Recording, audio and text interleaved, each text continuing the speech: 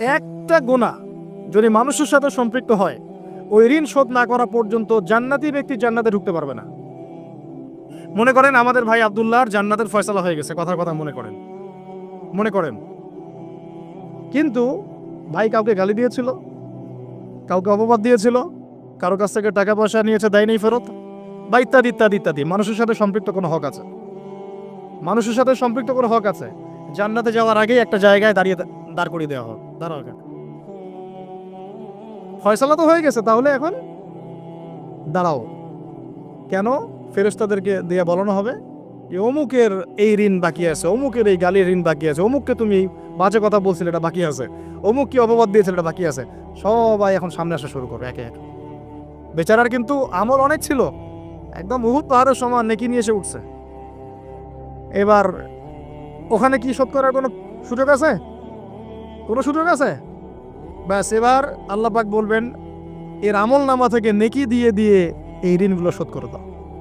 ওই ব্যক্তির আমল নামা থেকে নেকি দেওয়া হবে, যাকে গালি দিয়েছে ওকে, যার গীবত করেছে ওকে, যাকে তহমত দিয়েছে ওকে, যাকে অপবাদ দিয়েছে সবাইকে নেকি দেওয়া হবে। দিতে দিতে দিতে নেকি শেষ যদি হয়ে যায়, তখন না, নেকি শেষ হয়ে গেলে ওদের গুনাহ আবার এর ঘরে চাপানো হবে। আল্লাহ রাব্বুল আলামিনের বিচার একদম সূক্ষ্ম। আল্লাহ পাক কিন্তু গফুরুর রহিম, একই সাথে শাদীদুল ইকাব। আল্লাহ পাক পরম করুণাময়, অসীম দয়ালু, আবার কঠিন শাস্তিদাতাও বটে। আল্লাহ পাক কারো প্রতি জুলুম করেন না, এক জাররা পরিমাণ জুলুম হবে না। অন্য হাদিসে আসছে একটা শিংওয়ালা ছাগল দুনিয়াতে একটা শিং ছাড়া ছাগলকে গুতা দিয়েছিল। আমার শিং আছে, ওই যে পাওয়ার আছে আমার, দিলাম তোকে গুতা। এটাই তো কাজ দুনিয়ার, যার কাছে পাওয়ার আছে, আমার কাছে পাওয়ার আছে, নে তোকে গুতা দিলাম। ছাগলও ওই কাজ করছে। আল্লাহ পাক কিয়ামতের মাঠে ওই শিংহীন ছাগলকে শিং দিয়ে বলবেন এবার একে গুতা দিয়ে পরিশোধ করো।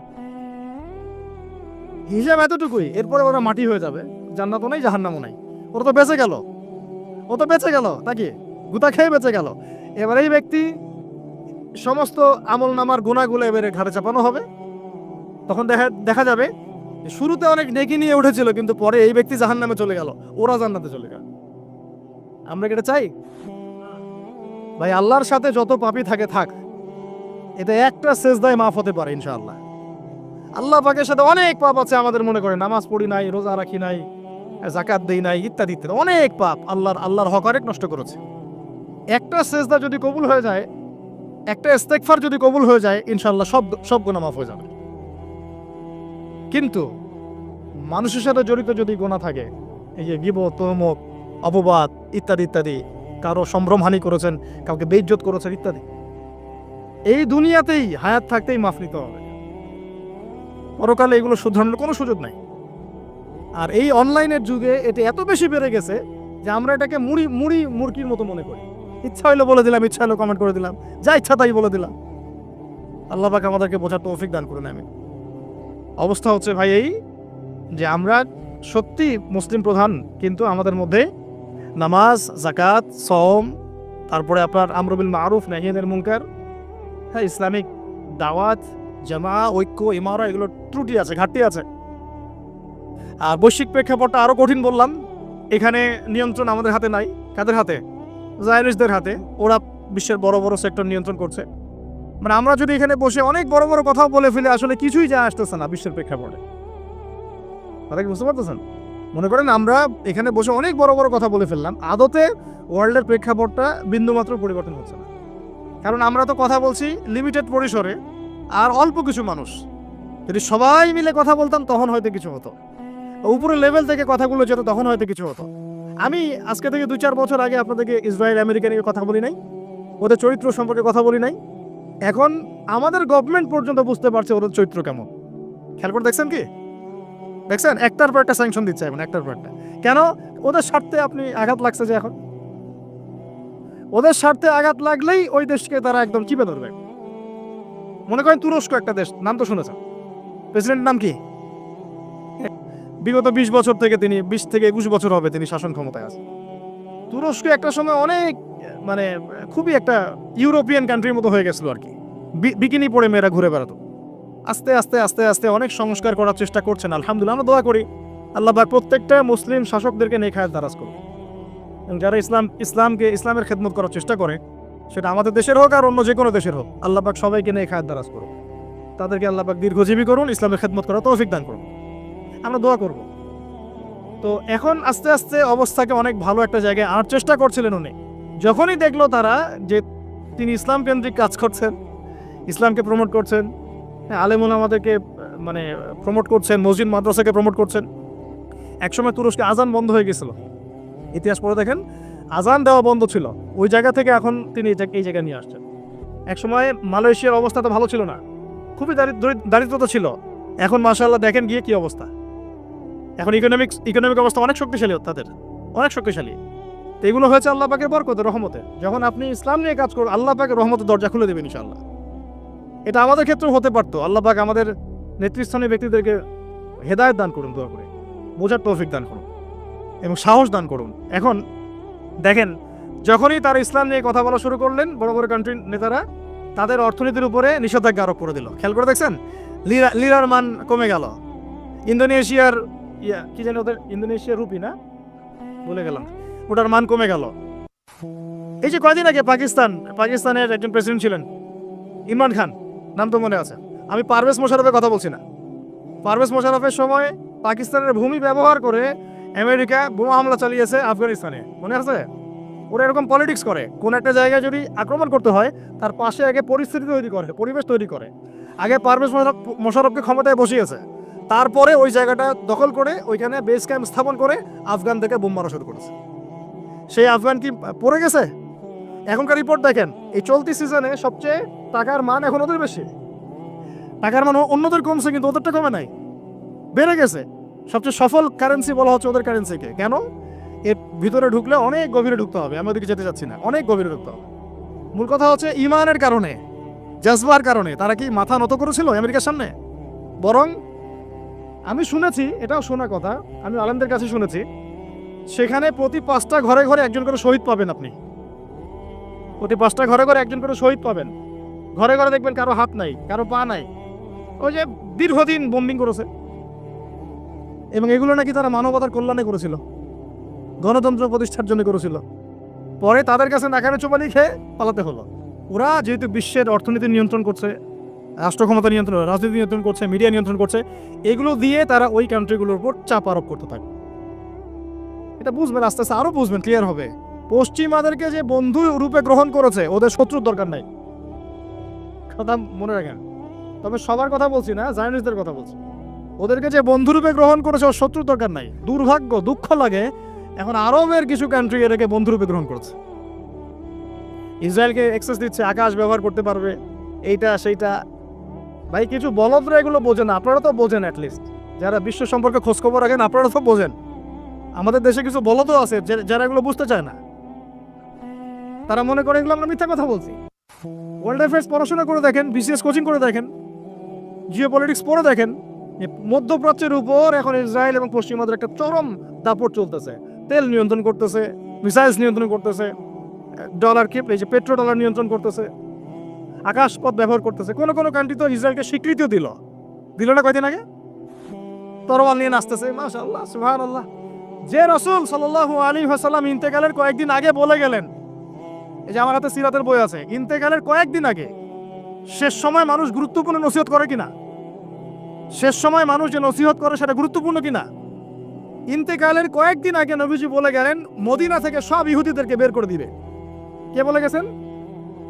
আর তাদের সাথে আমরা বন্ধুত্ব করতেছে। সুবহান, আমরা মদের বার ওপেন করে দিচ্ছি, হ্যালোইন উৎসব করতেছি, আরো কত কি করতেছে। আল্লাহ পাক এগুলো ধ্বংস হবে। বিশ্বাস করে আল্লাহ এবং তার রাসূলের সাথে গাদ্দারি করে কেউ সফল হতে পারবে না। যদি হেদায়েত না হয়, আল্লাহ ভালো জানেন, কিন্তু এগুলো কুরআন এবং সুন্নাহ রাসূল সাল্লাল্লাহু আলাইহি ওয়াসাল্লামের আদর্শের সম্পূর্ণ খেলাফ কাজ। পলিটিক্যাল অ্যাফেয়ার্স আর বন্ধুত্ব এক জিনিস না। বন্ধুত্ব কেন করবো আমি ওদের সাথে? আল্লাহ পাক কুরআনে কি বলেছেন? সূরা মাইদায় সম্ভবত 51 নম্বর আয়াতে আছে, ইয়া আইয়ুহাল্লাযীনা আমানু লা তাত্তাখিযুল ইয়াহুদা ওয়ান নাসারা আউলিয়া। এটা কি কোরআনে নাই? হে মুমিনগণ, লা তাত্তাখিযুল ইয়াহুদা ওয়ান নাসারা আউলিয়া, তোমরা ইহুদি এবং নাসারাদেরকে বন্ধুরূপে গ্রহণ করো না। বন্ধুরূপে গ্রহণ করো না। ব্যবসা বাণিজ্য আপনি করতে পারেন, ওদেরকে বন্ধুরূপে গ্রহণ করো না। কেন? বা'দুহুম আউলিয়া বা'দ, এরা একে অপরের বন্ধু। ওয়া মা ইয়াতাওয়াল্লাহুম মিনকুম ফাইন্নাহু মিনহুম। তোমাদের মধ্যে কেউ যদি ওদের দিকে মুখ ফিরাও, বন্ধুত্ব করো, তুমি তাদের অন্তর্ভুক্ত হয়ে যাবে।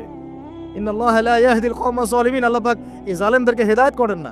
ইয়াহুদ ওয়াল নাসারা হাত্তা তাত্তাবি'a মিল্লাতাহুম। এই আয়াতকে আপনারা ঘুরায় ফিরে ব্যাখ্যা করতে যায়েন না, পারবেন না। এই আয়াতটাকে ঘুরায় ফিরে ব্যাখ্যা করতে যায়েন না, সরাসরি ব্যাখ্যা নেন। আল্লাহ পাক কি বলছেন?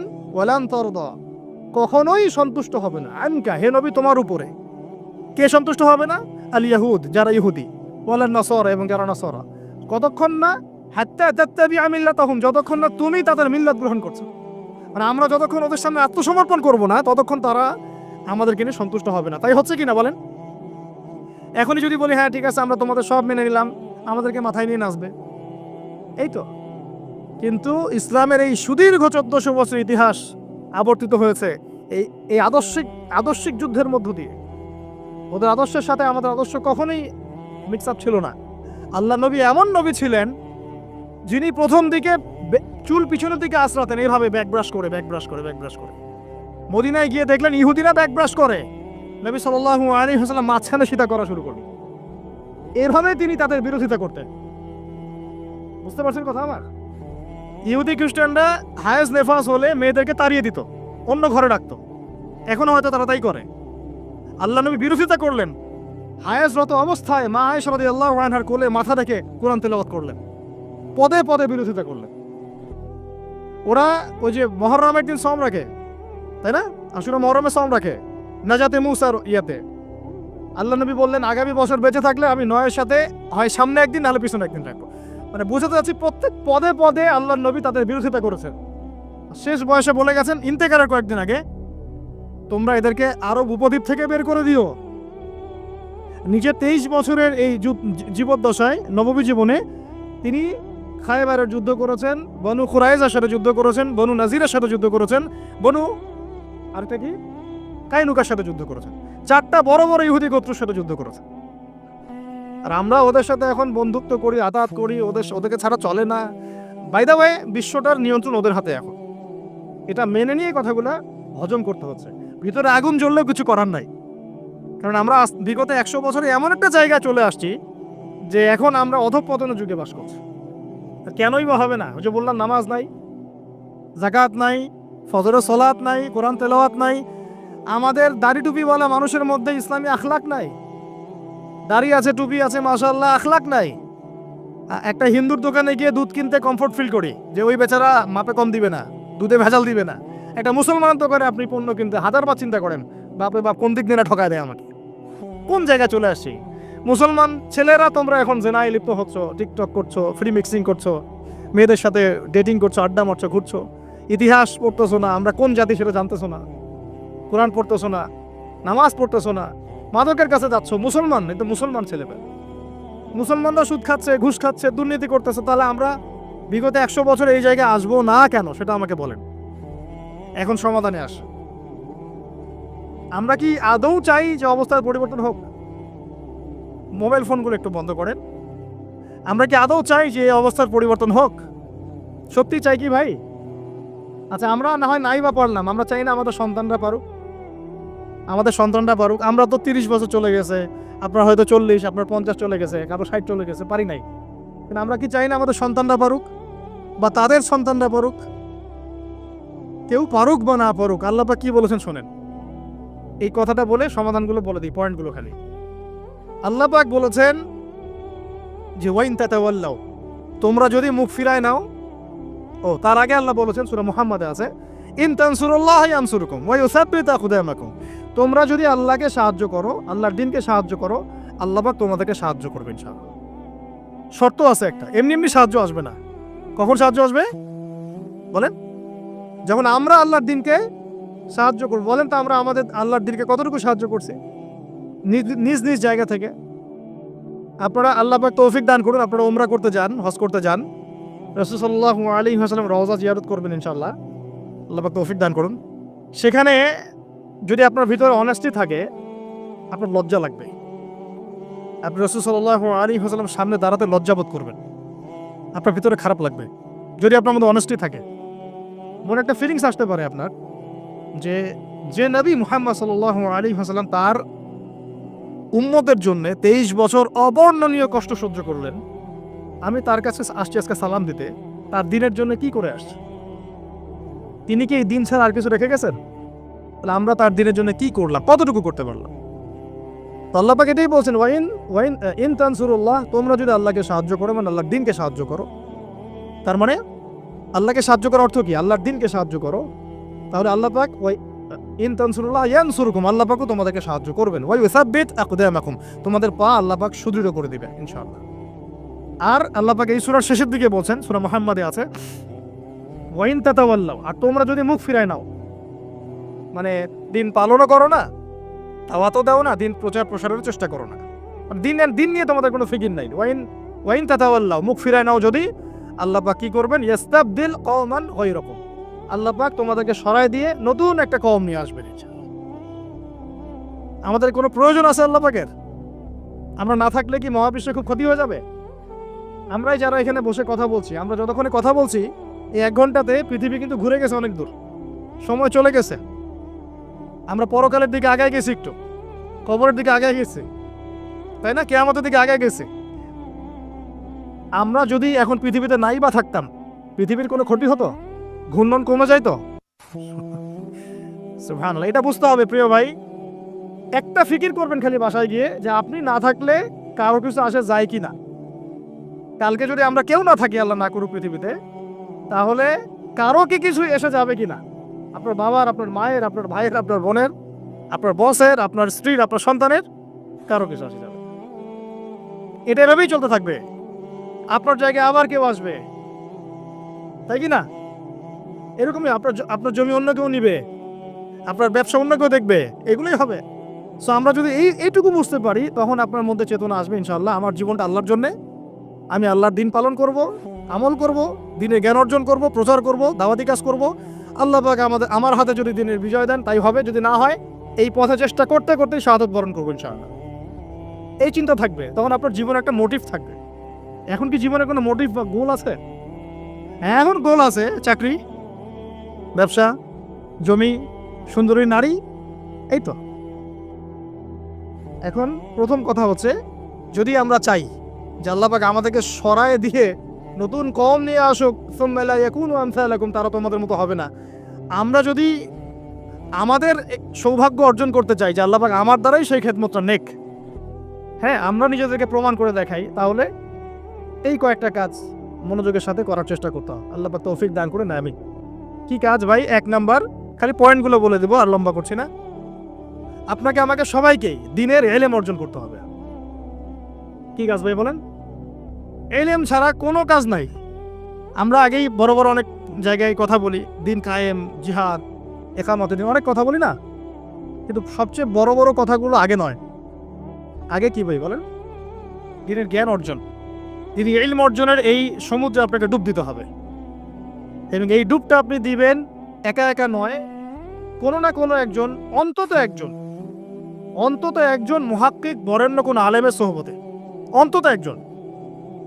যদি একাধিক থাকে তো আলহামদুলিল্লাহ, যদি আপনি 10 জন আলেমের সাথে সম্পর্ক রাখেন আলহামদুলিল্লাহ, কোনো সমস্যা নেই। কিন্তু অন্তত একজন মুহাক্কিক আলেমের সাথে পরামর্শ করে পড়াশোনা করতে হবে। করা যাবে ইনশাল্লাহ। এটা বাংলাদেশের সৌভাগ্য, যেখানে কওমি ঘরানার বহু মুহাক্কিক আলেম আছে। আপনি যে কোনো একজন আলেমকে ধরে নেন, তার সাথে পরামর্শ করেন, কি পড়বেন, কিভাবে পড়বেন, গাইড করবে আপনাকে। এটা পড়েন, এটা পড়বেন, আস্তে আস্তে আস্তে আস্তে আগাবেন। আর বিষয়ভিত্তিক বইপত্রগুলো পড়বেন, কোরআন নিয়মিত তেলাওয়াত করবেন, কোরআন তেলাওয়াত থেকে শুরু হবে পড়াশোনা। তারপর আরবি ভাষাটাকে শেখার চেষ্টা করবেন, তালিম হবে, তালিমে বসবেন, বাসায় তালিমের ব্যবস্থা করলেন। সহজ হাদিসের কিতাবগুলো যেগুলো, সেগুলো আগে পড়বেন, আগে বড় বড় কিতাব টান দিবেন না। ইয়াং জেনারেশন একটা বড় সমস্যা। ইসলামে আসার পরেই দেখা যায় বড় বড় কিতাব নিয়ে টানা হেঁচড়া শুরু করি, আর বলি যে প্রচলিত ইসলাম ভুল, আমারটা ঠিক। এই ফিতনাটা চলতেছে না? অনেক বড় বড় জায়গায় পর্যন্ত এই ফিতনাগুলো ঢুকে গেছে। আমরা যে ইসলামগুলো পালন করছি, এগুলো আর কিছুই ঠিক না। ও যেটা শিখলো এখন এটাই ঠিক। এটা একটা সঠিক পথ, কিন্তু সঠিক ভুল পথ। এটা একটা সঠিক ভুল পথ। আপনি মনে করছেন এটা একটা সঠিক পথ, আদতে এটা একটা সঠিক ভুল পথ। হ্যাঁ, ইসলামের নামে এমন কিছু বিষয় চলছে সমাজে, যেটার হয়তো দলিল দুর্বল বা মানুষ আবিষ্কার করে চালাচ্ছে, এটার জন্য ইসলাম দায়ী নয়, এটার জন্য সেই মানুষগুলো দায়ী যারা এই বেদাত চালু করেছে। এর মানে এই নয় যে আমরা দীর্ঘদিন যে ইসলাম ফলো করে আসছি এটার কোনোটাই ঠিক নয়, নতুন করে আমাকে একটা ইসলাম প্রতিষ্ঠা করতে হবে, এমন নয় বিষয়টা। সব ঠিক আছে, কোরআন হাদিস, আমাদের মাযহাব, আমাদের ইমামগণ, আমাদের ফিকহি মাসালা সব ঠিক আছে, এবং প্রত্যেকটাই দালিলিক, প্রত্যেকটা দলিল আছে। ওই দলিল পর্যন্ত পৌঁছাতে হলে আপনাকে অনেক গভীরে ঢুকতে হবে, ঠিক আছে? অতএব এটা একটা ফেতনায় পা দিবেন না। অনেকেই দেখা যায় তোমাদের নামাজ ঠিক নাই, তোমাদের মুসাফা ঠিক নাই, তোমাদের এই ঠিক নাই, তোমাদের সেই ঠিক নাই, তোমাদের তাকলিদ ঠিক নাই, তোমাদের মাযহাব, অনেক কথা আমাদের সামনে চলে আসে। অথচ কয়েকদিন আগে সে ইসলামের সাথে কোনো সম্পর্কই ছিল না, কয়েকদিন হলো নামাজ পড়া শুরু করে এগুলো কথা বলা ঠিক নয়, কারণ গভীর আপনি এখনো জান নাই তো। আপনি যাদের বক্তব্য টুকটাক শুনে বা কিছু চটি বই পড়ে এই সিদ্ধান্তে এসেছেন, ওই বইগুলোর বিপরীতে বরেণ্য ওলামায়ে কেরামদের অনেক লিখনি আছে, সেগুলো প্রতিষ্ঠিত হয়েছে সমাজে। এগুলো কোনোটাই বিনা দলিলে হয় নাই, পিছনে দলিল আছে অবশ্যই। ওই পর্যন্ত আপনাকে পৌঁছাতে হবে। আল্লাহ পাক আপনাদেরকে বোঝার তৌফিক দান করুন।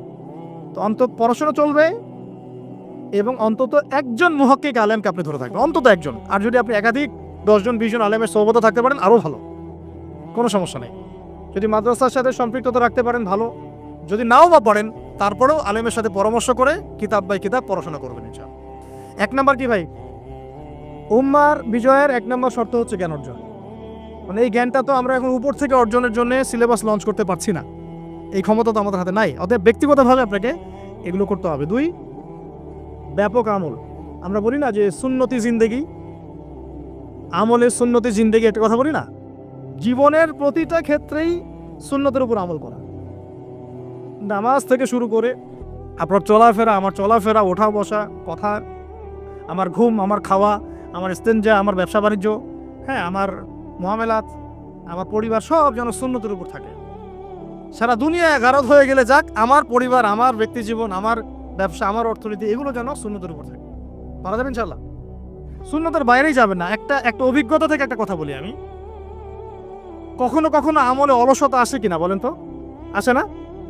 এই অলসতাটা শয়তান সবার আগে দেয় নফল ইবাদতে, সবার আগে শয়তান ফরজ ইবাদতে দেয় না, আগে নফলের উপর দেয়। এটা তো নফল, এটা না করলেও হয়, পরে করিস, এরকম একটা ওয়াসওয়াসা দেয়।